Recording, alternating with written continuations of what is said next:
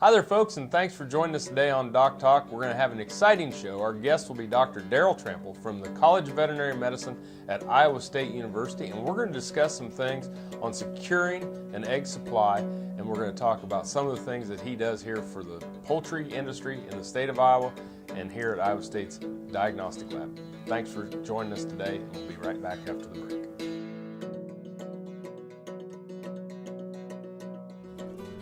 Closed caption brought to you by AgriLabs, the perfect pairing of performance and value. This segment is brought to you by Rotomix, manufactured in the USA and designed for feeding performance in the feedlots, beef production, dairy, and cow-calf operations. Well, Dr. Trample, welcome to the show. Thank you. Glad to be here. Yeah, it's great to have you here. And folks, this is Dr. Daryl Trample from the College of Veterinary Medicine at Iowa State University, where he serves as the poultry extension veterinarian and poultry diagnostician here at the Diagnostic Laboratory, which carries a pretty big responsibility in the state of Iowa. Yes, the state of Iowa is now the #1 egg production state in this country.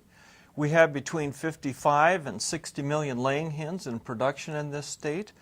That's more than the next two states combined. So we have a huge egg industry in this state. Our turkey industry is significant, about 8th in size in the United States. And we have some broilers in this state. Most people don't think about this, but we also have a significant game bird industry. And we have game birds, in particular bobwhite quail and chucker partridge. And most of these are raised and used in hunting preserves. I'll be dang. Well, it is a big industry, and it comes with big responsibility. We've had some great discussions. It's nice for me to come home being an alumni of the College of Veterinary Medicine here at Iowa State and really dig into some of the programs that are really doing some good things, and yours is obviously one of those. And so what are some of the things that you do here at Iowa State?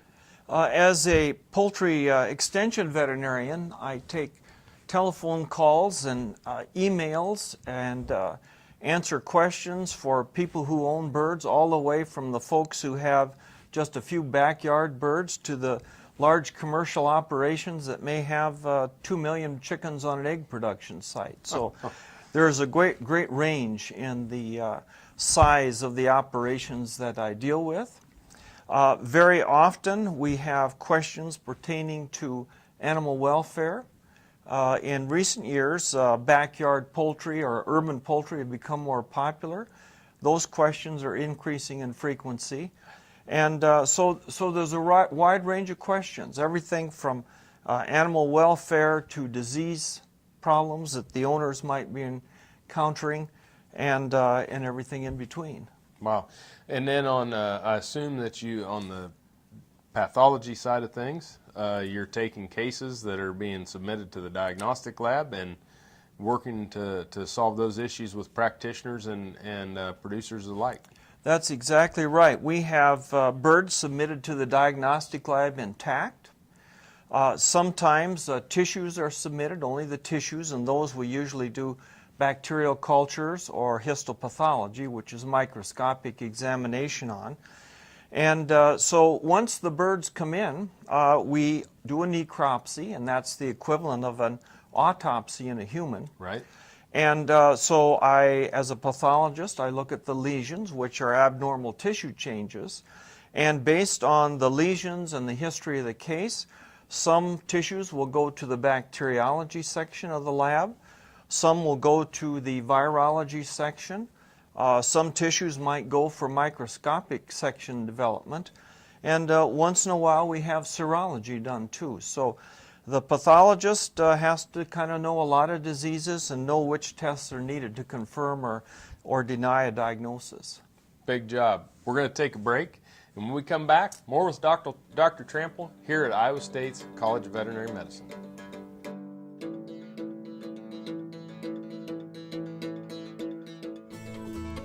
This segment was brought to you by Brute Cattle Equipment, makers of the Brute Stealth Hydraulic Chute. If the chute fits, swear by it. Visit our website for more information.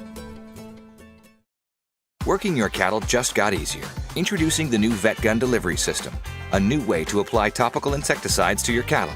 The Vet Gun lets you remotely treat cattle with effective parasite control, so you can do it from an ATV, on horseback, or just walking among the herd. It's that simple. The proven topical insecticide AML Vet Cap is used with the Vet Gun. It works fast to control horn flies and lice while minimizing stress on your cattle. Fast, easy, effective. Vet Gun. Check with your animal health supplier for availability. Valley Vet Supply is devoted to providing information and professional quality products at reasonable prices. Valley Vet Supply. Got cattle? Rotomix manufactures a complete line of energy-efficient rotary and vertical feed mixers for feedlots, beef production, dairy, and cow-calf operations. Our mixers are available with the patented Generation 2 staggered rotor, the industry standard for feeding wet rations that include wet distiller's grain. Made in the USA, Rotomix mixers are designed for feeding performance that American cattlemen and dairy producers have come to expect. Rotomix, proud to offer a better mix in less time using less fuel. Hello friends, I'm Ernie Rodina. And I'm Dawn Dawson with the Better Horses Radio Show. For over 9 years, we've been bringing the Better Horses Radio Show to markets all across the Midwest. We talk about God, lots about horses. We talk about cows, we talk about horse health, we talk to top trainers, and we even talk about Roy Rogers. We are having a blast with Better Horses Radio Show and would love to take it to a market near you. So visit our website at betterhorsesradio.com and let us or your local radio station know you'd like to hear it in your area. The Better Horses Radio Show is unbelievable.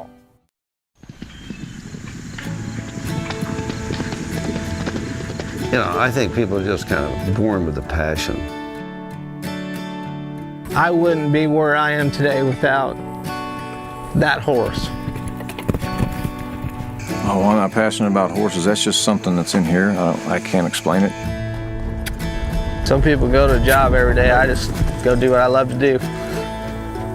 That's all I know is horse. The bottom line, we're for the horse. It's whatever we can do to make life better for the horse, wherever they are, whatever they do. They're just magic, that's all. They got me. If we always do what's right for the horse, we will never go wrong.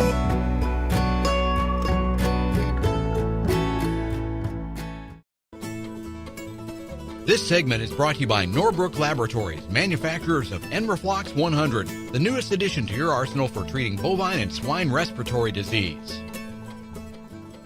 Hi there and welcome back to Doc Talk. I'm Dr. Dan Thompson and I'm here with Dr. Darrell Trample, who is a poultry extension veterinarian and poultry diagnostician here at Iowa State University. And we've taken Doc Talk on the road to glean some outside expertise, and we really appreciate you taking time out of your schedule to be with us. Dr. Trample has a program that he has developed and works with called the Secure Egg Supply, and I think it's something that's just would be fascinating that we would start to share some of the details. And why don't you start out and give us the 30,000-foot view of what that is? Sure. Back in 2003 in Asia, highly pathogenic avian influenza was diagnosed. Initially in South Korea, but very rapidly it spread throughout Asia. And that avian influenza pretty much stayed in Asia until about 2005, when the virus got into migrating birds in Qinghai Lake in China. And thereafter, then, the virus spread to Africa and Europe, and there was a great concern this virus might come to the United States. And so because of that concern, the National Highly Pathogenic Avian Influenza Response Plan was developed. And this was an excellent plan, but there was a problem as far as the egg industry was concerned, in that there would be 96 hours after the initial detection of a disease before the federal government had the opportunity to determine where the virus was and how far it had spread. If an egg operation with 1.5 million chickens happened to be inside of a control area, and a control area is within a diameter, or a radius, I should say, of 6.2 miles from the initial outbreak, they wouldn't be able to move their eggs for 96 hours. Unfortunately, the commercial egg operators can only store whole shell eggs or liquid eggs for 48 hours. Oh my. After 48 hours, all those eggs would have to be destroyed. And depending upon the price of the eggs at that time and the number of birds in a premise, people could lose up to $250,000 a day if they couldn't move those eggs.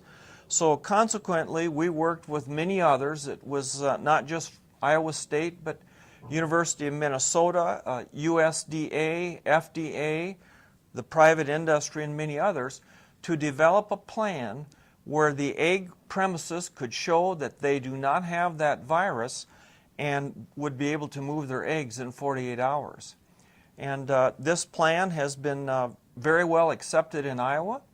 Virtually 100% of the commercial egg industry in this state participate. One of the large primary breeders participates, as well as a mail-order hatchery and kind of a specialty business that produces specific pathogen-free eggs. So we've had great participation in this. And the industry likes this idea of being able to get those eggs moving as soon as possible. Well, I think it's something that gives us a place to take a break. And when we come back, I think the thing that's incredible to me is the forward planning. You know, before we were trying to get to that detection of the foreign animal diseases, and now we're really putting those checks and balances in place that allow us to have a safe and secure food supply. Thanks for joining us. Thank you for joining us. More with Dr. Trample right after the break.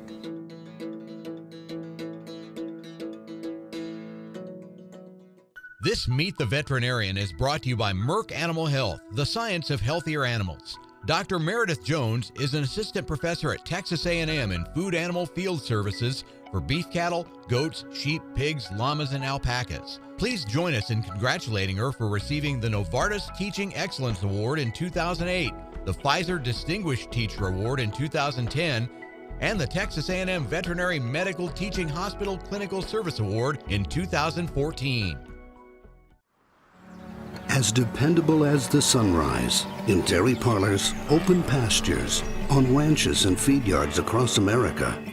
A place where reputation is more than a name, where the science of healthier animals is a way of life. It's the responsibility that drives who we are and what we do. Every decision, every day. It's your livelihood and our responsibility. This hog is head over hoof for meal made from U.S. soybeans. Now, one hog isn't that impressive, but suppose we add another, and another, and another. Before long, you've got billions of hungry customers around the world all clamoring for the same thing. Our soybeans. Learn more about the billion-dollar appetite of animal agriculture at BeyondTheElevator.com. Brought to you by America's soybean farmers and their checkoff. The Kansas State University College of Veterinary Medicine is a leader in food animal research and education. Our researchers are constantly expanding the knowledge of animal health and food safety. Through the Veterinary Health Center and the Kansas State Veterinary Diagnostic Lab, we provide practical services for animal producers. Home of the Beef Cattle Institute, the college is committed to animal welfare training and research. The Kansas State University College of Veterinary Medicine, knowledge and service for the future of animal production. Cow-calf, stocker, and feedlot producers know that effective parasite control improves overall herd performance and profitability. Norbrook offers a comprehensive, economical line of pour-on and injectable parasiticides for every livestock operation. Consult with your local animal health supplier to set up a program that protects your investment and brings larger cattle checks this fall. See for yourself why the Noromectin line from Norbrook is the practical choice for your herd. Hi there, Dr. Dan from DocTalk. Be sure to join me next week as we're going to discuss some new vaccine technology developed at Harris Vaccines. Be sure to join me here every Monday afternoon at 4:30 p.m. Eastern Standard Time right here on RFD TV, and I'll see you down the road. TrueTest Group, weighing systems, electronic identification, EID, electric fencing, and dairy automation systems help farmers and ranchers around the world manage the performance of their livestock for ultimate profitability. Hi there, folks. Welcome back to Doc Talk. I'm Dr. Dan Thompson, and we are on the road at Iowa State University's College of Veterinary Medicine, and Dr. Darrell Trample is our guest, and we're talking about secure egg supply. And when we left, we were talking about the unique part of the program about keeping eggs viable in the face of an outbreak and keeping production moving forward and food security. And so let's continue on about that and get down to some of the specifics. Sure. To move eggs, everyone has to be assured that those eggs are free of any virus, and the flock that originates those eggs or lays those eggs does not have virus. And so we have developed a preparedness option for people who want to prepare before an outbreak. And this option requires training. We go out to the individual premises and we train people there to take samples so that in the event of an outbreak they don't have to wait for the federal or state government employees to come along and get the samples. The samples are taken from the roof of the mouth and placed in brain heart infusion broth in a little tube. Those samples are collected in the morning. By noon, we plan on having those samples arrive at the diagnostic lab. During the afternoon, there's a test called a PCR test that can be done in about 3 hours. And that test is mechanized, and you can run a lot of samples in a short period of time. So by the end of the day that the samples are collected, results are known, and the results are forwarded to the incident command. The incident command is the organizational structure of the federal government that control these outbreaks when a foreign animal disease occurs. So the testing gets done from every house, every day. Results are known at the end of each day. If the tests come back negative, if the chickens in that house are acting normally, they're eating normally, they're drinking normally and producing normal numbers of eggs, and the mortality in the house remains within normal levels, then those eggs are able to go to market. And they are put into a truck, and the truck is sealed, and nobody opens that seal till they arrive at their destination. And I think it's important that people understand this is in the face of an outbreak. We're That's trying to right. find the herds or the houses that are unaffected so that we can still have eggs. That's exactly right. One other key part of this preparedness planning is that Iowa has a Memorandum of Understanding with several adjacent states that Iowa egg producers do business with. We have a Memorandum of Understanding with Minnesota, our state to the north, Nebraska, our state to the west, Michigan, and Colorado.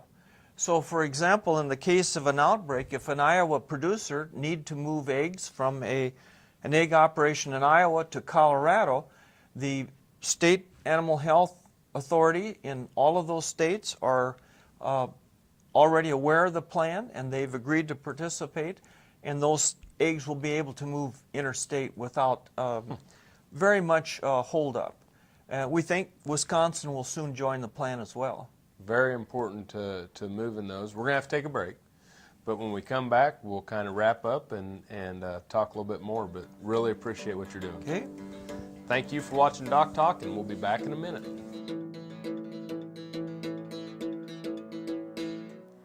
Hi there, Dr. Dan from DocTalk. Be sure to join me next week as my guest will be Dr. Hank Harris of Harris Vaccines. We're going to talk about a new technology that they've developed that speeds up the process in which you can devise DNA and RNA to make vaccines in rapid time.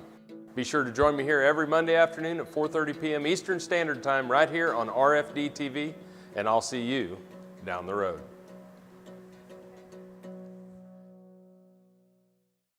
Beef producers asked for it, and Norbrook delivers. Introducing new Enroflox 100, the newest addition to your arsenal for treating bovine respiratory disease. Enroflox 100 is an FDA-approved, ready-to-use injectable antimicrobial solution to treat BRD associated with Mannheimia hemolytica, Pasteurella multocida, and Histophilus somni in beef and non-lactating dairy cattle. Administered SQ as a multiple-day therapy. Consult with your veterinarian today about Enroflox 100, the new choice. Hi, I'm Kevin Ochsner, host of NCBA's Cattleman to Cattleman and Colorado Rancher. Join me each week as the National Cattlemen's Beef Association brings you the latest updates in industry information and market news. Plus, each week we provide important educational information and features on cattlemen from across the country just like you. And we can't forget our favorite cowboy poet, Baxter Black. Join me for NCBA's Cattleman to Cattleman, debuting Tuesday nights at 8:30 Eastern, right here on RFD TV. We've started giving our bulls a shot of multi-min 30 days ahead of our semen evaluation tests. We've seen a decrease in the amount of bulls that don't pass their semen test, and we've seen better semen evaluation scores by giving the multi-min shots. We've seen results with the product. It's just a good product to use.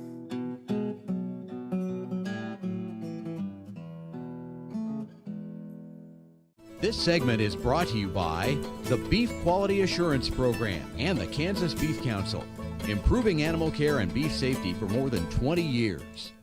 Hi there, folks. Welcome back to Doc Talk. It's Dr. Dan Thompson here with Dr. Darrell Trample, and we're at Iowa State University's College of Veterinary Medicine. We've been talking about a secure egg supply, and you know, we have a lot of contemporary issues around our food animal production systems, and whether it's food safety or sustainability, and the one that we've talked about during the break was animal welfare. And I think there's a lot of questions about welfare, especially when you're talking about egg production. And you know, what are some of the things or highlights that you see here as we close the show? For the egg industry, I think animal welfare is right at the top and one of the issues that they're concerned about. And the welfare concerns revolve primarily around the amount of space available to chickens in cages. And a lot of progress has been done and made over the years. The United Egg Producers now recommends twice the amount of space per hen that they used to. And interestingly enough, about a year or two ago, the United Egg Producers and the Humane Society of the United States reached an agreement, a compromise on the animal welfare issue.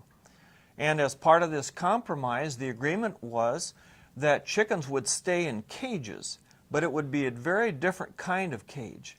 These would be cages that maybe have 50 or 60 chickens in them instead of maybe 6 or 8. They would be much larger. The cages would have nests that the birds can go in and lay their eggs. They will have perches. They'll have places where they can scratch and so forth and do many of the normal activities that a chicken would do if it was outside of the cage. The issue has not been resolved yet, in that the desire is for the federal government to make this an official approved law. The reason this is so important to the egg industry is that over the last few years, many different states have started to enact their own laws and rules and regulations. So an egg producer in Iowa, for example, may or may not be able to meet the requirements of other states. One of the most important states is California, and they have passed a law called Proposition 2. And under this proposition, birds have to have lots of space. And the problem is that California now requires all eggs entering the state to have the same space requirements. And so we then have an impairment of trade across states. And that's a big issue for a state like Iowa, where the vast majority of the eggs in this state are exported to other places in the country. So free movement of eggs across state lines is critical, and some kind of an agreement is needed to make that happen. Well, thanks for being on the show today.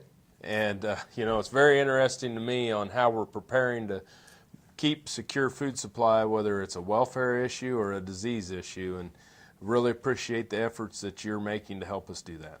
Thank you very much. I'm glad to be here today. Thank you. And thank you for watching Doc Talk. And if you want to know more about the show, you can go to us at www.doctalktv.com. Remember, always work with your local practitioner.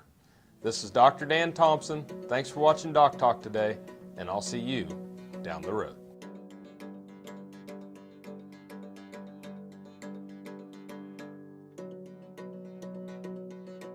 Closed caption brought to you by AgriLabs, the perfect pairing of performance and value. For more information about this program or previous programs, go to DocTalkTV.com.